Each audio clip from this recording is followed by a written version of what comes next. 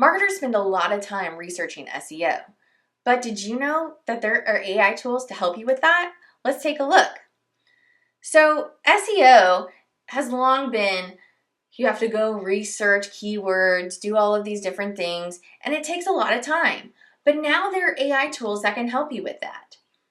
And when we look at the landscape, these are built in the purpose-built tools. SEO tools are launching daily.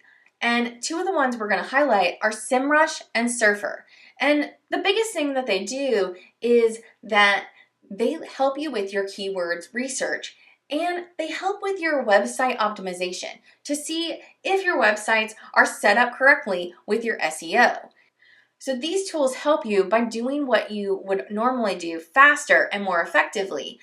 They also are launching new updates daily. So be on the lookout for more SEO tools and to be more effective at what you're doing so that you can optimize your SEO faster and more effectively.